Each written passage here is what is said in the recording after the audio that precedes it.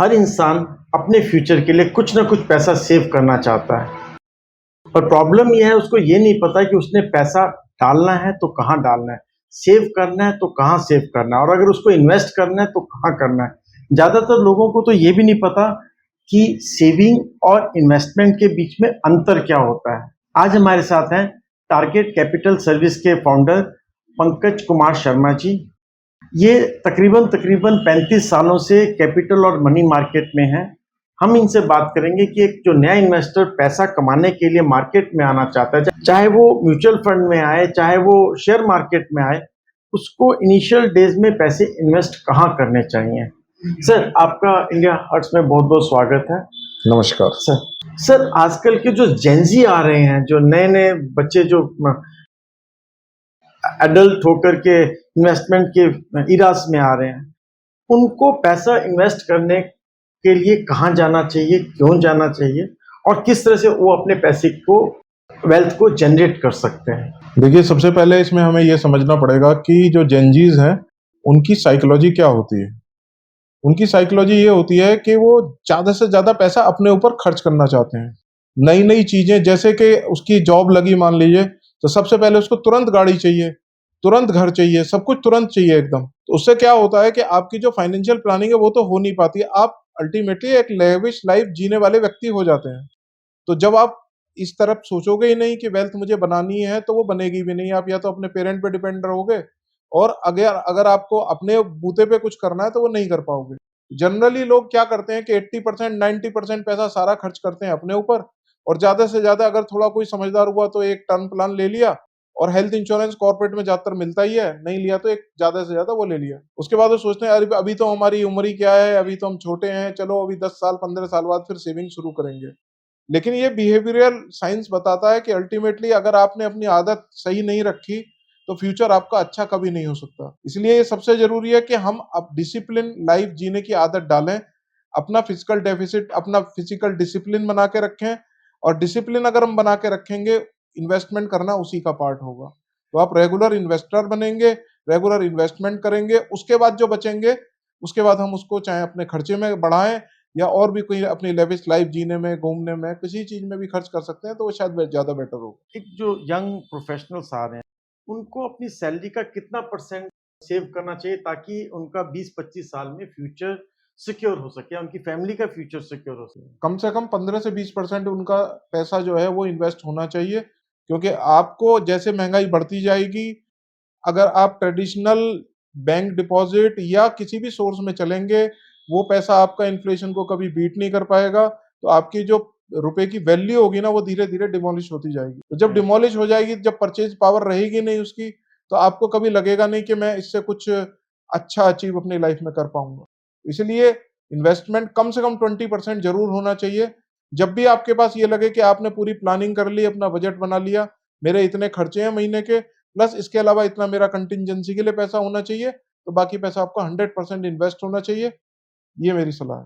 Future security के लिए दो चीजें चाहिए होता है, एक इमरजेंसी फंड और एक फ्यूचर प्लान।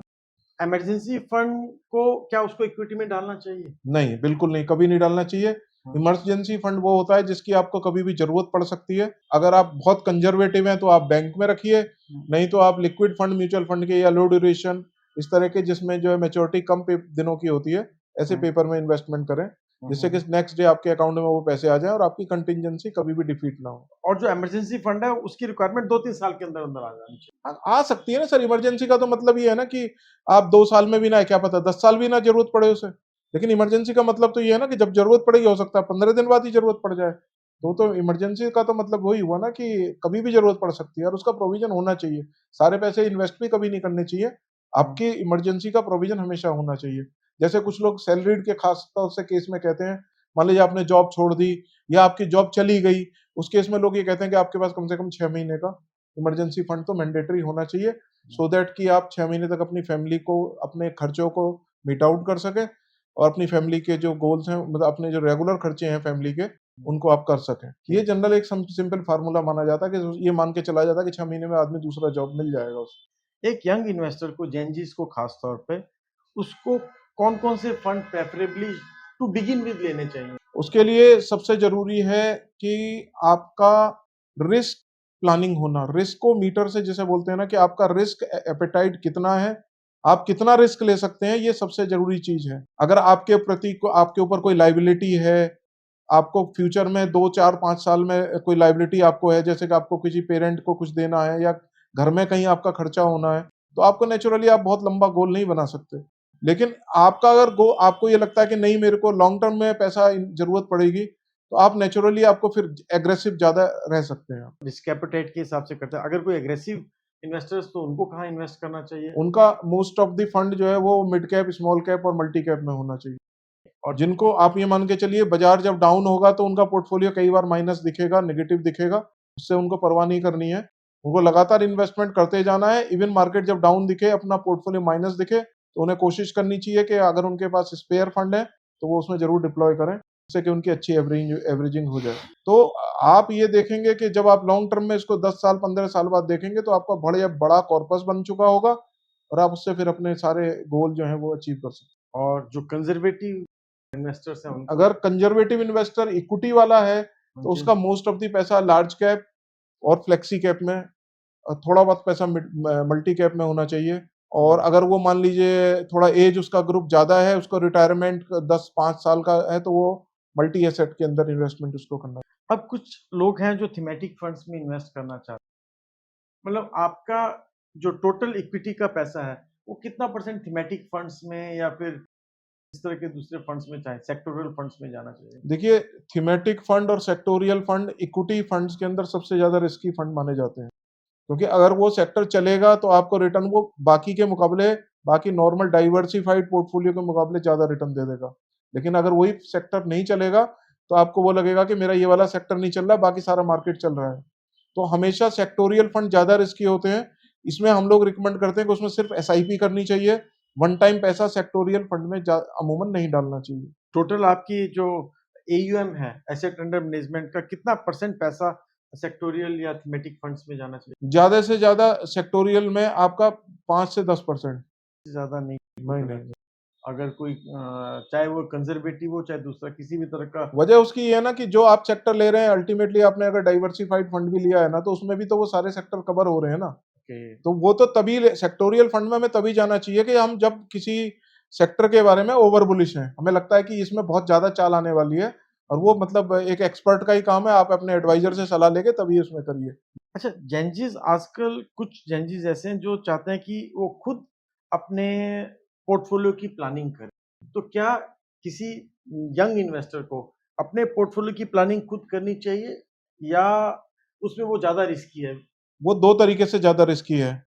एक तो पहली बात यह है कि आप एक बार इन्वेस्टमेंट करने से पहले चाहे आप कितनी भी रिसर्च कर लें, जो आपका फाइनेंशियल एडवाइजर या म्यूचुअल फंड डिस्ट्रीब्यूटर है, वो डेली बेसिस पे उसको पूरा ट्रैक करता है, उतना ट्रैकिंग आप कभी नहीं कर सकते। दूसरी बात यह है कि जब आप उसके बारे में डिसीजन लेते हैं तो आपका डिसीजन कभी भी रेशनल डिसीजन नहीं होता। जैसे आप इस तरह से समझ सकते हैं कि डॉक्टर जो है ना, कभी भी अपने घर में ऑपरेशन अगर उसको करना होता है ना, तो अपना ऑपरेशन, अपने फैमिली का ऑपरेशन वो कभी भी खुद नहीं करता, क्योंकि वो उसे लगता है कि मैं शायद उतना रेशनली काम नहीं कर पाऊंगा। वैसे ही आपका भी सीन वही होगा कि अगर आप खुद अपने आप करेंगे तो आपके डिसीजन ज्यादातर नॉन रीजनल होंगे, आप गलत डिसीजन ले सकते, क्योंकि खाली फंड की नॉलेज नहीं होना, खाली आप फेसबुक पे या अपने किसी साइट पे जाके देख लिया कि ये फंड अच्छा कर रहा है, ये अच्छा कर रहा है, उससे खाली इन्वेस्टमेंट नहीं होता, क्योंकि कोई भी फंड ऐसा नहीं होता जो हमेशा टॉप पे रहेगा। रेगुलर चेंज होने वाली प्रोसेस है, लगातार फंड चेंज होते रहते हैं, नंबर 1 नंबर 2 नंबर 3 बदलते रहते हैं। हमें एक अच्छा फंड चाहिए जो रेगुलर और कंसिस्टेंट हो, तो वो आप अगर आप खुद करेंगे ना तो आप उतने उसमें परेशान हो सकते हैं। लोग क्या करते हैं, वो आपका कीम देखते हैं, सारा स्टडी किया, देखा इसका ज्यादा अच्छा रिटर्न चल रहा है तो इसमें इन्वेस्ट कर दे, इसका ज्यादा अच्छा रिटर्न चल रहा है तो इसको ये कर दे। क्या ये जो स्कीम ऑफ सिलेक्शन है, क्या ये ठीक है? नहीं, वो मैंने अभी पहले जैसे वो कहा ना कि फंड जो नंबर 1 2 3 है ना, वो रेगुलर बदलते जाएंगे। कभी भी ऐसा नहीं होता कि बहुत लंबे टाइम तक कोई फंड नंबर 1 पे या 2 पे या रहे। हम कोशिश ये करते हैं कि हमारा फंड जो है ना टॉप क्वार्टाइल में रहना चाहिए, यानी टॉप 10 में हमेशा रहे। यही करा जा सकता है, क्योंकि ना ये स्टॉक पिकिंग जो होती है ना, ये बहुत टिपिकल काम होता है, और किसी अच्छे से अच्छे फंड मैनेजर की भी स्टॉक पिकिंग गलत हो सकती है, क्योंकि वो उस समय के हिसाब से जो उसको अच्छा लगता है वो स्टॉक पिक करता है।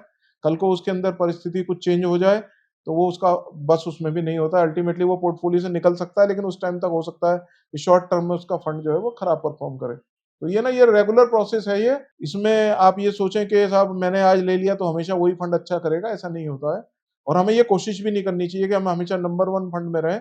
हमें फंड छांटना चाहिए, रेगुलर कंसिस्टेंट फंड जो टॉप क्वार्टाइल में रहे हमेशा, चाहे वो छठे नंबर पे रहे, चाहे 8वें नंबर पे रहे, लेकिन ऐसा ज़रूरी नहीं है कि वो नंबर 1 पे हमेशा बना रहे।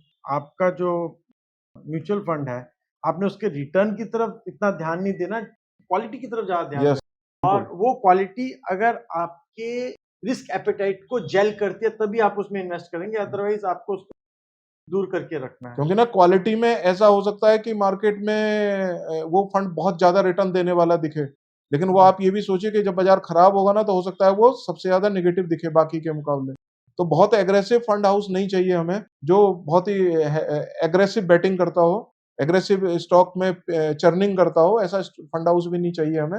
हमें एक रेगुलर कंसिस्टेंट इन्वेस्टमेंट करने वाला, जो कि बिल्कुल बेसिक थीम मानी जाती है स्टॉक मार्केट में इन्वेस्टमेंट करने की, कि आप उसका बिज़नेस देखिए, अगर उसके बिज़नेस में वायबिलिटी है, तो अल्टीमेटली वो आपके पोर्टफोलियो में रिफ्लेक्ट हो जाएगा। तो इसलिए अगर आप उस हिसाब से पोर्टफोलियो बनाते हैं, जो कि बहुत सारे फंड हाउस करते हैं, कि साहब आप उसके बिज़नेस को देख के इन्वेस्टमेंट करते हैं, उनकी फ्यूचरिस्टिक अप्रोच वही रहती है कि अल्टीमेटली अगर कंपनी अच्छा करेगी, तो पोर्टफोलियो में भी वो रिफ्लेक्ट हो जाएगा। आज हमारे पास 46 या 47 एएमसी म्यूचुअल फंड कंपनीज हैं। इन्वेस्टर्स उन म्यूचुअल फंड कंपनीज को कैसे इवैल्यूएट करेगा? क्या ऐसा है कि ये एक पर्टिकुलर म्यूचुअल फंड कंपनी अच्छी है, ये अच्छी है, वो अच्छी है, या सब एक जैसी ही हैं? उसके लिए मैं सोचता हूँ कि सबसे ज़्यादा ज़रूरी है कि आप एक फाइनेंशियल एडवाइज़र की मदद ज़रूर लें, क्योंकि उसके पास ज़्यादातर एएमसी की अंदर की सारी खबरें रहती हैं, कैसा फंड मैनेजमेंट क्या काम कर रहा है, क्योंकि उसका रेगुलर इंटरेक्शन होता है फंड मैनेजर के साथ, और वो उनसे सवाल जो आपके मन में आते हैं, वो पूछता रहता है। आपके जितने भी मुश्किल सवाल होते हैं, जो जिनका जवाब आप सोचते हैं, हम लोग वो जाके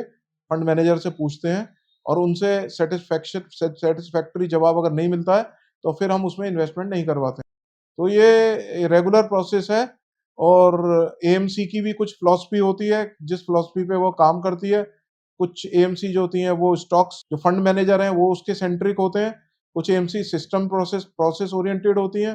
तो जो एएमसी प्रोसेस ओरिएंटेड होती हैं, कभी-कभी आपको वो नंबर 1-2 पे नहीं दिखेंगी, लेकिन रेगुलर लॉन्ग टर्म में वो हमेशा आपको बेटर रिटर्न बना के देंगी। क्योंकि वो रिस्क एडजस्टेड रिटर्न देते हैं, तो उनका नेचुरली रिस्क पोर्टफोलियो में कंपैरेटिवली कम रहता है। आपने बताया कि 2 तरह की एएमसी, एक फंड मैनेजर ओरिएंटेड एएमसी, दूसरा प्रोसेस ओरिएंटेड एएमसी। यस। और अगर इन्वेस्टर्स को सेफ और सिक्योर होकर के चलना है, तो उसको वो एएमसी चूज़ करनी चाहिए थ्रू हिज फंड मैनेजर, जो कि प्रोसेस ओरिएंटेड हो, ना कि फंड मैनेजर। क्योंकि फंड मैनेजर आज है, कल नहीं होगा, कल यस। कोई और फंड मैनेजर होगा। यस। पर अगर एक बार प्रोसेस सेट हो गया, तो उस प्रोसेस के बेसिस पे अगर इन्वेस्टमेंट होता रहेगा, तो उसका पैसा हो सकता है फॉर द टाइम बिंग ज़्यादा अच्छा रिटर्न ना दे, बट लॉन्ग टर्म में जो उसका होगा वो कंसिस्टेंट और एक रीजनेबली अच्छा रिटर्न रहेगा, मार्केट के रिटर्न को या तो बीट करेगा या उसको मैच करेगा। यस।